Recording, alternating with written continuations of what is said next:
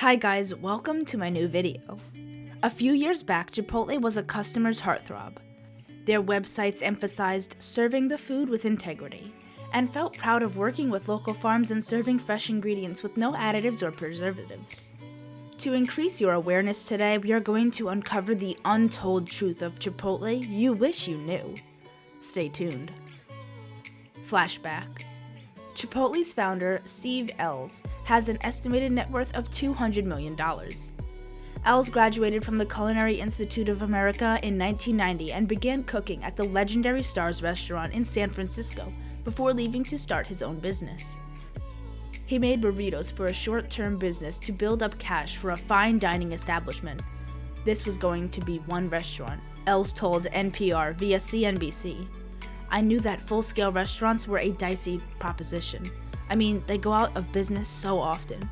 It's hard to make margins, very difficult to operate, and so I wanted Chipotle to be a backup. Ells worked every day for 2 years while his burrito restaurant grew in popularity. I remember feeling a little guilty every time I opened a Chipotle, Ells confessed, because I wasn't following my true passion. But that eventually went away, and I realized that this is my calling. Skip Chipotle's long lines. A Chipotle employee told Reader's Digest that peak times for massive crowds in the restaurant are, not surprisingly, the lunch and dinner rush. But the time between the end of lunch and the beginning of dinner? Perhaps the only downside to dining at Chipotle is waiting in line with all the other folks to get their hands on their favorite burrito. However, if you have flexibility with your mealtime, there is a way to potentially waltz right up on to the beginning of the assembly line upon entry. If you are one of those people who want lunch a little early, then Chipotle is for you. Their opening hours are slow, the workers said. The shortest lines would normally occur right as we open, so around 11 a.m. And then between peak hours, so often from 2 to 5 p.m. You don't have to wait in line and you can come to the counter whenever you want, because there are no rules such as standing in line. Chipotle's animal welfare standards surely stand out. Chipotle's version of responsibly raised meat has 3 main requirements. Animals have received no added hormones, no antibiotics ever, and were humanely raised. In 2013, it came out to 7.8 million pounds of its beef, 15% of its beef, and 88 million pounds of its chicken, less than 1% of its chicken, and all of the pork served fit for their standards of responsibly raised. Many foods and animal welfare experts recognize Chipotle for its efforts. My reading of this is that they would like to be sourcing all of their meat from natural, sustainable, antibiotic-free, and cage-free farmers, but can't always get it, said Nestle. Chipotle's Minimalist Design. We have always seen restaurants getting innovative to attract more customers, but Chipotle has stuck to a tedious and dull design forever, with its exposed piping and a profusion of stainless steel and plywood. It does look a little attractive, but in the beginning it was more about saving a few bucks. Ells told an entrepreneur, there was not a lot of money for a lot of flourishes. We had to make use of some very basic material, but have those materials speak to this brand that I was creating. Ells bought a lot of material from local hardware stores in the Denver area. He thinks that choosing raw and bare bones building materials is something that is parallel with the brand's focus on its rather simplistic menu. You see the raw ingredients, Ells said. Then you elevate these raw ingredients, hopefully into something special. Chipotle locations still feature a lot of steel and plywood, though they have over 1,000 restaurants these days. The company now has an architectural firm handling the designs. Chipotle needs to learn from other restaurants that are making new menus, decorating their restaurants, giving discounts, and much more. Time for a break. Don't forget to subscribe to my channel to unfold the unknown truth. Do you like this video so far? Please smash that like button. We have more shocking, untold truths to tell you, so keep watching. Chipotle doesn't do all its cooking. Chipotle always claimed on its website, fresh cooking is done using classic culinary techniques. But Chipotle doesn't do all of its cooking. 2 outside processing companies in Chicago, OSI, and Miniat Holdings braise the carnitas and barbacoa, trim the steaks, cook the beans, and make the bases for the restaurant's green and red tomato salsas, all according to Chipotle's specifications.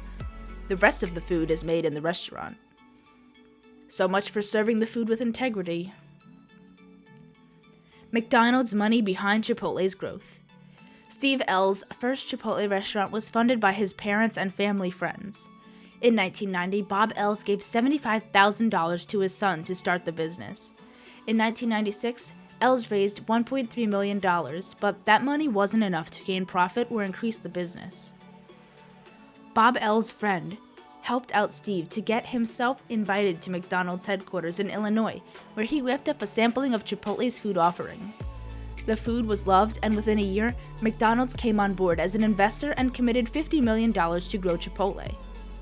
McDonald's made a huge investment in Chipotle to grow. They helped us learn how to keep track of our foods and our systems a little better, Steve Ells' high school buddy and the one-time head of social media, Joe Stupp, said. And I think they helped us understand what it's like to run a larger chain, which was something we couldn't figure out before then.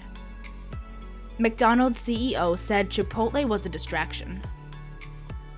The McDonald's investment in Chipotle proved to be a great source of energy to boost up the sales.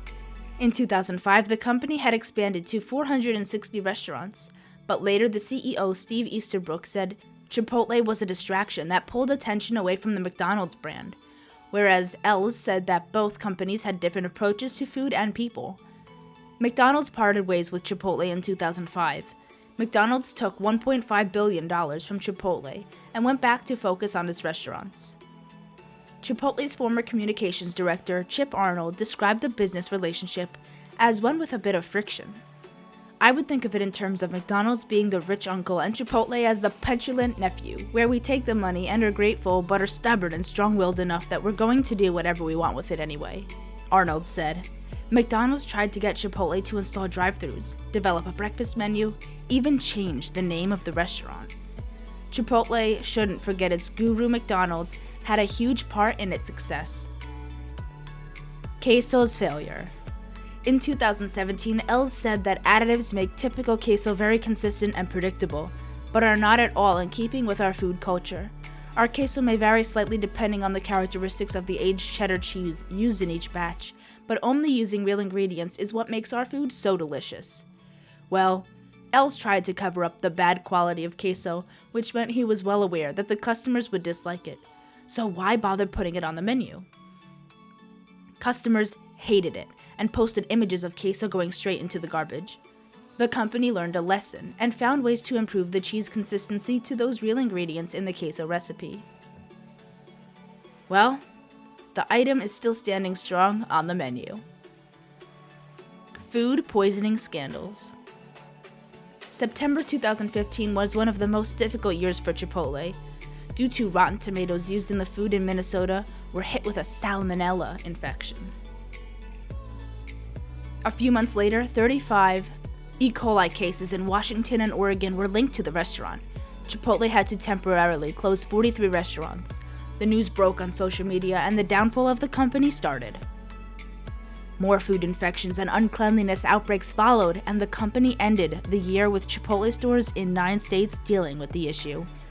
Later, Steve Ells apologized to those who had become sick, but the damage had already been done and the company saw its stock drop in 2016. The company had been battling food poisoning outbreaks from 2015 onward. Since then, the company was plagued with the infections almost every year. Guacamole costs you extra money. Customers hated the fact that asking for guac costs extra money. According to Chris Arnold, former director of communications at Chipotle, employees do these so customers aren't caught off guard by the extra price. We don't want customers to be surprised by the added cost, so we tell people whenever they ask for it, Arnold said in 2015. Not every restaurant charges for extra guac, so there may be customers who expect that we don't either. We always inform them early that they have to pay an extra cost if they want guac. That's it for today, guys. Don't forget to like, share, and subscribe to my channel. Don't forget to comment down below any suggestions you may have. How did your latest visit to Chipotle go?